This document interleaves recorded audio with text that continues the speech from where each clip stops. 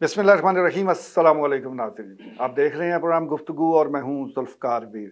नाज़रीन, हल्का पीपी 22 के ज़िमनी इलेक्शन के हवाले से अब सफ़बंदी मुकम्मल हो चुकी है। जितनी भी सियासी जमातें हैं, ख़ासतौर पर पाकिस्तान मुस्लिम लीग नून और पाकिस्तान तहरीक इंसाफ, जिसको अब सुन्नी इत्तेहाद कहा जाता है, उन्होंने अपने जो उम्मीदवार हैं वो मैदान में उतार दिए हैं। नून लीग ने हैरत अंगेज़ तौर पर मलक फ़लक शेर अमान को टिकट जारी किया। हालांकि कहा जा रहा था कि सरदार मंसूर अयाद चमन फेवरेट है, उनको टिकट जारी होगा, लेकिन उनको टिकट नहीं मिल पाया। इसी तरह सुन्नी इत्तेहाद कौंसल या पाकिस्तान तहरीक इंसाफ ने अपने पुराने खिलाड़ी को ही मैदान में उतारा है। हकीम निसार इस बार भी ज़िमनी इलेक्शन में पाकिस्तान तहरीक इंसाफ के हमायत याफ्ता उम्मीदवार होंगे। दीगर और भी तब्दीलियाँ कुछ न कुछ आई हैं। सरदार मंसूर अयाद चमन ने गुज़श्ता रोज़ एक वीडियो बयान भी जारी किया है। उसमें उन्होंने क्या कहा, क्या वो करने जा रहे हैं, क्या कहना चाहते हैं, यही आज के हम प्रोग्राम में डिस्कस करेंगे। और इसके साथ साथ जिस तरह 8 फरवरी को इलेक्शन हुए और अब 21 अप्रैल को होने हैं, क्या फ़र्क है, इस पर भी हम बात करेंगे। और इस मौजू की मुनासबत से हमारे पास मौजूद है जी बड़ी अहम शख्सियत, सीनियर सहाफ़ी हैं शफीक मलिक साहब। मलिक साहब वेलकम, बहुत शुक्रिया। बहुत सी आपकी माशाल्लाह पेशन गोइयाँ दुरुस्त हो जाती हैं, बल्कि बाज़ औक़ात तो लगता है कि आप भी कोई बाबा हैं या आप भी किसी बाबे के ज़रूर मुरीद हैं। तो इस वक्त जो ज़िमनी इलेक्शन देख रहे हैं, जो मामलात चल रहे हैं, तो क्या ख़ास तौर पर जिस तरह आपने वो वीडियो बयान भी देखा होगा सरदार मंसूर अयाद चमन का, उसको ज़हन में रखते हुए बताइएगा क्या होने जा रहा है। बिस्मिल्लाहिर्रहमानिर्रहीम। मीर साहब बहुत शुक्रिया। एक तो सर ये है कि हमारी पेशन गोइयाँ कोई हम पीर या वो मुर्शद नहीं है, हम तो बस हालात वाक़यात का एक तज्ज़िया करते हैं बतौर साफ़ी, और फिर उससे एक कंक्लूजन निकालते हैं। तो अल्लाह का शुक्र है कि वो तकरीबन बहुत हद तक वो जो है दुरुस्ती साबित हुआ है। इससे पहले होता रहा है, कल का नहीं पता, लेकिन हम कोशिश करेंगे कि अब भी जो हक़ाइक़ हैं उनको सम अप किया जाए, समेटा जाए और उससे एक जो है नतीजा रिज़ल्ट सामने लाया जाए, ताकि लोगों को भी पता हो कि यहाँ पे चल क्या रहा है, हो क्या रहा है। जी, ये मुझे ये ख़दशा था, जो मैंने इसका इज़हार किया था पिछले प्रोग्राम में, कि मंसूर अयाद साहब का टिकट मुझे जो है ना वो डामाडोल नज़र आ रहा है, और उसकी भी बैक पे बहुत सारी वजूहात हैं। लेकिन एक ये था कि शायद जो लास्ट टाइम सरदार गुलाम अब्बास साहब का और शहरयार साहब के साथ उन्होंने ताउन किया था, तो मुझे ये था कि शायद वो लोग इस हद तक वो इन्वॉल्व हों और वो इंसिस्ट करें कि नहीं जी इनको टिकट दें, इन्होंने हमारे साथ दिया था। लेकिन वो शायद, मेरा ख्याल है, वो इलेक्शन से पहले कुछ मामला और होते हैं, इलेक्शन के बाद और होते हैं। जब आप सिलेक्ट हो गए हैं, इलेक्ट हो गए हैं, तो फिर जी, उसके जी, बाद मेरा ख्याल है वो उस तरह का वो उन्होंने कोई इंसिस्ट नहीं हुआ। अगर मंसूर साहब की जो कल का वो बयान हमने देखा है, अगर आप उनकी बॉडी लैंग्वेज देखें तो इंतहाई मायूस कुन, मतलब उनकी जो स्पीच है छोटी सी, वो जो उन्होंने एड्रेस की है अपने वर्कर्स से, अपने दोस्तों से, वो बड़ी मतलब वो उससे जैसे होता है ना कि बंदा एक तअस्सुफ़ का इज़हार करता है, अफसोस का इज़हार कर रहा होता है कि भाई उनको ये तवक्को नहीं थी कि उनके साथ ये इस किस्म का कोई मामला होगा, क्योंकि वो एमएन एरिया चुके हैं, पढ़े लिखे हैं, समझदार हैं, इलाके की शख्सियत हैं, एक अच्छा खासा अपना वोट बैंक भी वो रखते हैं, और कई उम्मीदवारों से वो बेहतर है। अगर आप ये समझें कि उनका अगर हम तकाबल करें, तो मेरा ख्याल है वो जो उसके तालीम और तरबियत या पढ़ाई लिखाई में वो सबसे बेहतर इस वक्त उम्मीदवार हैं तलगांग में। लेकिन यहाँ पे वो चीज़ देखी नहीं जाती, आपको पता अच्छा, है। बार बार वो एक साजिश का जिक्र कर रहे थे कि साजिश मेरे खिलाफ हो। वो साजिश कौन सी है मलिक साहब? देखिए मीर साहब, साजिश, मैं ये करूँ ना कि जो उनकी बॉडी लैंग्वेज है वो बड़ा तासुफ़ का इज़हार कर रहे थे कि भाई साजिश ये थी कि उनको ये बताया गया था कि अभी आप हमारे साथ चलें 8 फरवरी को, और हम जब आपकी अगली जो ज़ाहिर एक छोड़नी है हमने सीट, और उसके बाद वो आपको कन्फर्म है आपको सीट वो मिलेगी। तो उनका जो अपने ही ज़ाहिर वो जगह ना वो देखा जो तीर खा के कमीगा की तरफ अपने ही दोस्तों में दर पड़ गई, तो उनका ये है कि भाई वो अपने ही दोस्तों से वो शाकी हैं कि भाई उन्होंने ही उनको अगर जिन्होंने वादे किए थे। डिग्रेड किया है जिस वक्त साथ आया वक्त, देखिए ना, मतलब इस हद तक तो नहीं हो गए कि भाई हमें कहें कि भाई अगर मंसूर साहब नहीं है तो फिर हम भी नहीं है। ये तो बात ही नहीं हुई ना। ना उन्होंने किसी ने कोई वहाँ कोई लबिंग की है, कोई इस तरह की वो साथ गए हैं, या वहाँ जाकर उन्होंने कहा है कि नहीं मेहरबानी करें जी। मतलब मैं ये समझता हूँ कि कोई इतनी बड़ी एफर्ट उन्होंने की कोई नहीं है। और ये मलक फ़लक शेर रहमान साहब बल्कि हो सकता है अपना वजन मुखालिफ पलड़े में डालो, ये भी तो हो सकता है। ये जाहिर है, जब आज उनकी ये बात हुई है सर कि वो उन कह रहे हैं कि जी वो दस्तबरदार हो गया। एक तो उन्होंने ये किया है कि भाई वो खुद अब मैदान में, उन्होंने कहा जी नहीं, इस तरह वो गंदा होने से बेहतर है कि मैं साइड पे हो जाऊँ, ये एक अच्छी बात। लेकिन उन्होंने साथ अपने वर्कर को कह दिया कि भाई आप जो आज़ाद है। मर्जी करें, हमें टेंशन को नहीं। इसका मतलब ये है कि अब आप जाहिर है वो इस तरफ नहीं जाएंगे, उन वो मुखालिफ ही, मतलब वो जो टफ टाइम लेना पड़ेगा नून लीग के लिए। ये मैदान अब इतना आसान नहीं रहा मंसूर साहब की के हट जाने से और बैक पे चले जाने से, और सामने मतलब ये देखें कि उन्होंने आज वर्कर को कह दिया कि भाई आप आज़ाद हैं। तो वर्कर ज़ाहिर है जो उनके थोड़े वो जितने भी हैं, मतलब 15,000 हैं, 20,000 हैं, 25,000 हैं, वो रिएक्ट तो ज़रूर करेंगे। अब ये नहीं हो सकता कि आप उनके एक लीडर को 2 दफ़ा इस्तेमाल कर लें, ये पहले भी किया है, फिर कर लें और फिर आप कहें अच्छा सेनेट में भी आपको मौका था कि आप उनको सेनेट में एडजस्ट कर लेते, आपने वो भी नहीं किया। और उसके बाद MNA चलें छोड़ दें, फिर MPA पे आ गए। वो MNA रहे हैं इससे पहले, मैं वो स्टैंडिंग कमेटी के वो चेयरमैन भी रहे हैं किसी टाइम में, और उनका एक अपना इलाके में के लिए उनका वो समझे कोई बड़ी अच्छी शख्सियत है, वो वेल नोन शख्सियत है। और इस तरह की भी नहीं है कि भाई वो बंदा को कहे कि भाई इनको कोई जानता ही नहीं है, कोई क्या होगा, ऐसी बात भी नहीं है। अच्छा, अब आगे हैं फलक शेर साहब। मलिक साहब के पास एक तो ये है कि पैसे जो है ना वो माल पानी वो फरावानी है, अल्लाह का दिया, उनके पास बहुत कुछ है, ये नहीं है। अच्छा, कुछ ये भी बातें हो रही हैं जी कि कोई उन्होंने ऐसा चैनल भी चलाया है कोई अपनी पार्टी में जो फंडिंग शंडिंग की है, हो सकता है ये हमें अभी खत्म ही नहीं है, कंफर्म भी नहीं है, लेकिन बातें हो रही हैं कि भाई हो सकता है मंसूर साहब का हाथ इस मामले में तंग होता है, लेकिन मलिक साहब ने शायद हो सकता है कि कोई ऐसा चक्कर चला लिया, जो भी मामला हुआ है वो उनको मिल गया। मलिक फलक शेर साहब की भी पर्सनैलिटी है वो नीट एंड क्लीन है, मतलब इसमें भी कोई दो राय नहीं। मैं कहता हूँ कि वो अगर ये कहना कि भाई इनको अगर रिजेक्ट कर दें, रिजेक्ट करने की वजह कोई नहीं।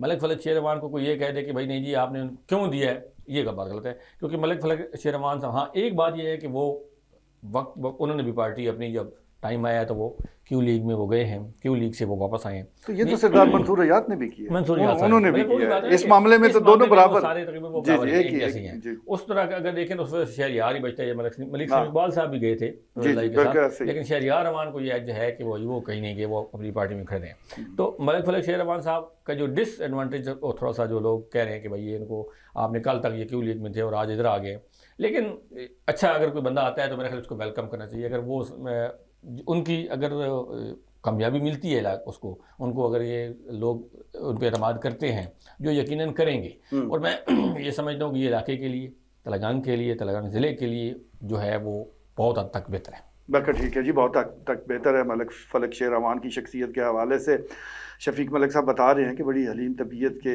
मालिक हैं और अल्लाह का दिया उनके पास बहुत कुछ है, अपनी गिरा से खर्च करने की इस्तात भी रखते हैं, हौसला भी रखते हैं, तो ये बड़ी बात है सियासत के हवाले से। मलिक साहब चले, ये एक आपने प्लस पॉइंट गिनवा दिया है, लेकिन फिर भी जो अगर हम 8 फरवरी के इलेक्शन को देखें और अब 21 अप्रैल के इलेक्शन जो आ रहा है, ज़िमनी इलेक्शन, तेलंगाना की फ़िज़ाओं में सियासी जो मामलात है उसमें कुछ आप तब्दीली देख रहे हैं? आवाम की सोच में कुछ तब्दीली है या ट्रेंड वही है? देखिए मीर साहब, एक बात बड़ी क्लीन एंड क्लियर है कि तेलंगाना जो है वो माफिज हमारी असर का है, इसमें कोई दो राय नहीं है। मतलब जो लोग उनकी ग्रिप मजबूत है, ग्रिप उनकी मजबूत है। अब वो यहाँ मौजूद नहीं है। अब मैं तो हैरान हूँ कि उनको उनका जो सियासी तालीक हैं वो कौन है कि वो इस वक्त जो है वो गैब हो गए और सारे के सारे गैब हो गए। मतलब उनका कोई बंदा नुमाइंदा यहाँ पे होता है इस वक्त, उनका कोई भाई बहन को कज़न को, जो लोग उस वक्त उनके साथ थे उनको, बल्कि वो खुद भी होते। मैं समझता हूँ कि कौन सा कितनी फांसियाँ लगी यहाँ पे। मतलब अगर आपको थोड़ा सा वापसी शुरू हो चुकी है, शायद वो भी आ टाइम लेना पड़ता है सर सियासत में। देखिए ये होता है, ये नहीं हो सकता कि अब अगर इमरान न्याजी साहब जो है वो जेल में बैठे हुए तो वो एक सियासत का एक हिस्सा है। इससे पहले शहबाज शरीफ साहब, जरदारी साहब, नवाज शरीफ साहब, मरियम हमजा शहबाज, कौन सा बंदा जो है वो नहीं है। और ये जेल जो है ये तो आपकी ज़्यादा ग्रूमिंग करती है, आप एक हमदर्दी की लहर पैदा होती है आपके लिए कि भाई हमारा जो बंदा है वो इसके लिए जेल गए हुए हैं। तो ये जो गैब हो गया, मैं नहीं समझता कि ये क्यों यहाँ से वो मूव कर गए हैं, फ़ौरन चले गए हैं, बाहर चले गए हैं।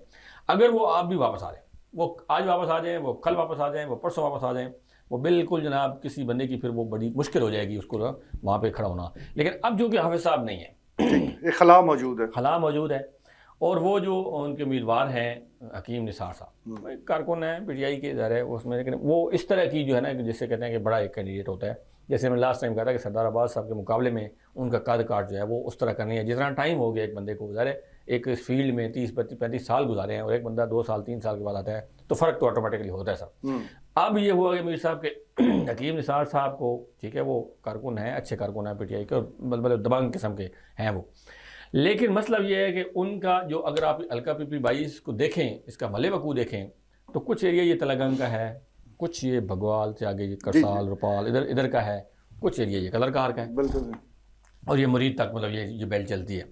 अब अगर यहाँ पे वो जो हैं पीर निसार कासिम साहब, वो कहते हैं जी कि मैं तो उम्मीदवार हूँ, मैंने नहीं पीछे हटना, मैं तो अपना जो है कंटेस्ट करूँगा मुकाबला।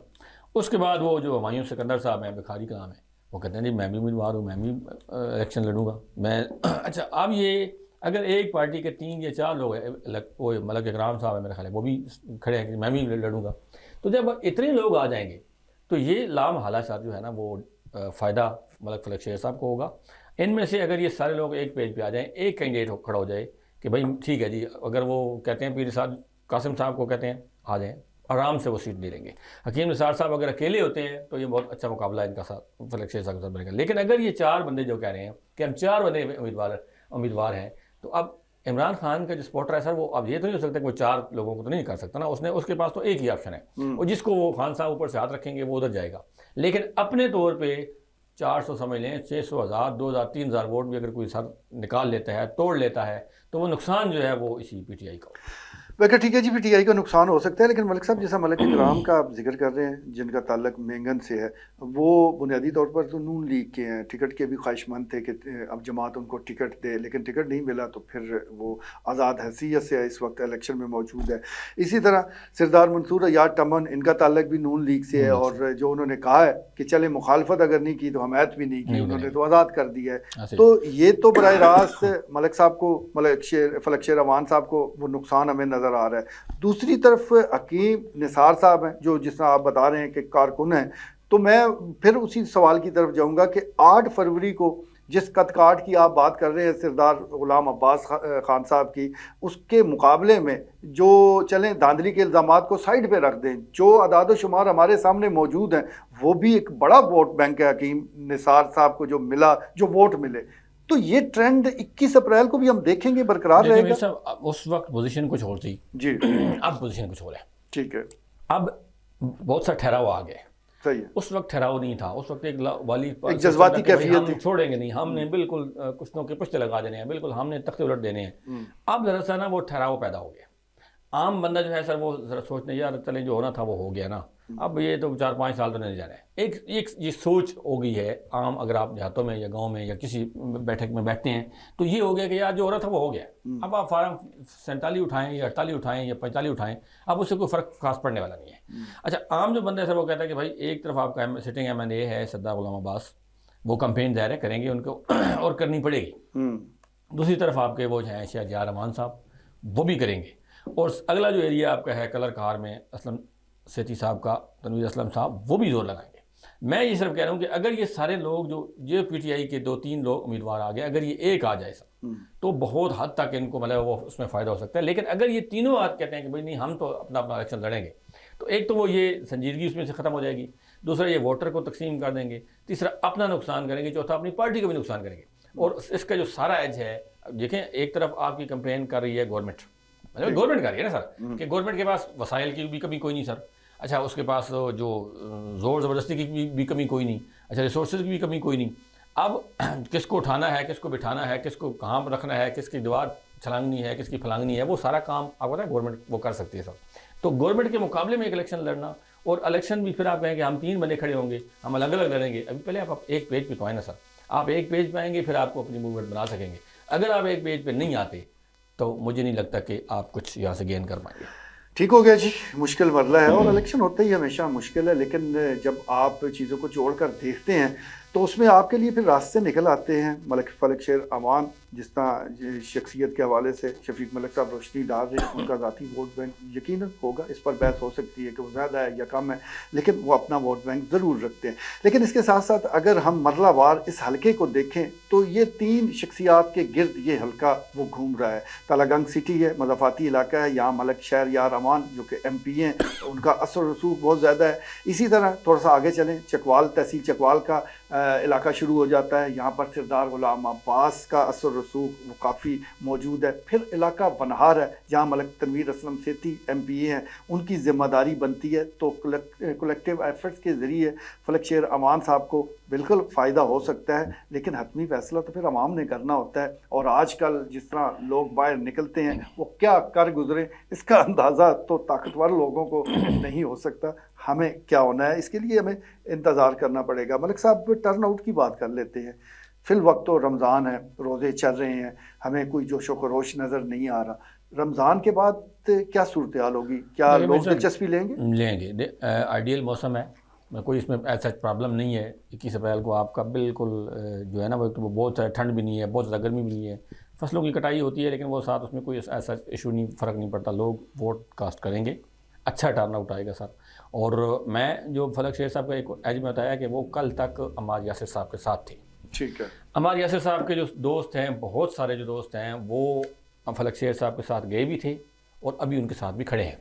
ठीक है। मतलब बहुत से कि यार अब मजबूरी है, मलिक साहब को मिल गया टिकट तो हमने, ठीक है, हमारी पार्टी के साथ वफादारी भी है, सब कुछ एफिलिएशन भी है, लेकिन अब चूँकि मलिक साहब के साथ वो गए हैं, फिर वहीं अभी स्टैंड उनके वो कर रहे हैं, क्योंकि फलक शेर रहमान की जो है ना एक अच्छी पर्सनैलिटी जो है वो रख रखाव वाली है। अब ये नहीं है कि एक बंदा बिल्कुल जो अलग थलग आइसोलेटेड किस्म का हो कि भाई इसको ना कोई जानता है, ना कहीं आता है, ना जाता है। वो जहाँ भी जाते हैं वो अपना जो दोस्तों का जुर्मट है वो उनके साथ ही होता है, और जहाँ जाते हैं दास्तान छोड़ा है। वो मलिक सलीम इकबाल साहब के साथ थे तो अपने वो दोस्त उनके उधर आ गए, वहाँ से वो चले गए क्यू लीग में, तो वो सारे दोस्त उधर चले गए। अब वो इधर से आ गए तो वो दोस्त कम से कम जो है वो सारे मतलब अगर ना चाहते हुए भी वो सपोर्ट करेंगे, ठीक है कि नहीं भाई मलिक साहब के लिए हमने मजबूरी है। और दूसरी मुकाबले में मैंने बताया कि इस किस्म की कोई नहीं है कि उनको मजबूरी जो हो कि भाई ये बंदा इधर है। अगर देखें, अगर मैं कहता हूँ उधर से कोई अलीमा खान ही आ जाती ना, इमरान खान साहब की सिस्टर आ जाती, आप यकीन करें एक वन साइड हो जाता काम सारा, या इस तरह का कोई बड़ा बंदा आ जाता तो वन साइड हो जाता।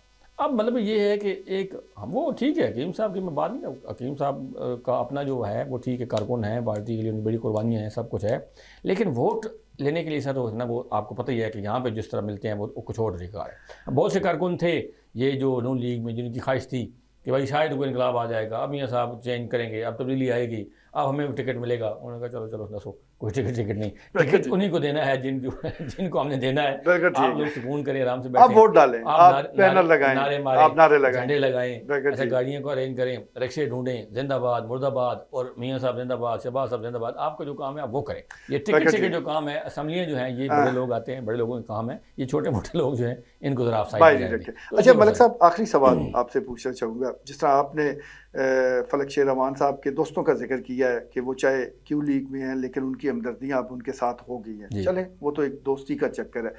नून लीग के जो वर्कर हैं, क्या उन्होंने इस टिकट की तब्दीली को अब तस्लीम कर लिया है, दिली तौर पर तस्लीम कर लिया, वो वोट देंगे? मसला ये है कि वर्कर में ना उसमें कोई जो है ना स्टैंड लेने की पोजीशन को नहीं। अच्छा। वर्कर थोड़ा सा जज्बाती होता है वक्ती तौर पे, यार नहीं बड़ी ज्यादती होगी, बड़ा जुल्म हो गया, बिल्कुल आप नहीं छोड़ना, हम नहीं। वो भाई अगर आपने ये जज्बाती होना है तो फिर सामने खड़े हो। मतलब अब देखें ना, फॉर एग्जांपल अगर मुझे को बंदा कह रहा है, आपको कोई कहता है कि मीर साहब वो बड़ी ज्यादती हो गई है जनाब, तो आपने वोट नहीं दिया, तो अच्छा आप पूछे सवाल तो करेंगे किसको दूँ, वो गुम वाली बात है। अच्छा दे दें मजबूरी, लेकिन जब तक आप स्टैंड लेंगे, चलिए वर्कर जितने हैं अगर आपको है तो आप कम से कम मैदान में तो आए, आ जाते हैं सर, 2-3 लोग आ जाते हैं खुल के। जैसे अभी मंसूर साहब भी जो है वो विड्रा हो गया कि नहीं भाई मैं नहीं आ रहा, तो आम वर्कर बेचारा कहाँ स्टैंड कर सकता है सर। वर्कर को सर बड़ा आसान काम है। एक तो ये है कि उनके पास जो है बड़े इसके वो हथकंडे हैं, वर्कर को काबू करने का कोई मुश्किल नहीं है। दूसरा ये होता है सर कि किसी MNA MPA से फ़ोन आ जाएगा, वजीर से फ़ोन आ जाएगा, किसी वजीर साहब का, मेरे लिए जब देखा है कि यार ये बंदा पार्ट से निकाल रहा है, तो मुझे आप किसी बड़े मिनिस्टर का, सूबाई मिनिस्टर का, CM तो बहुत दूर की बात है ना सर, किसी ऐसे बंदे का फ़ोन आ जाएगा कि यार छोड़ो मलिक साहब ये कर दो यार, अच्छा चलें ठीक है, अब मैं नहीं छोड़ना था लेकिन मीर साहब का फ़ोन आ गया, अब मजबूरी है।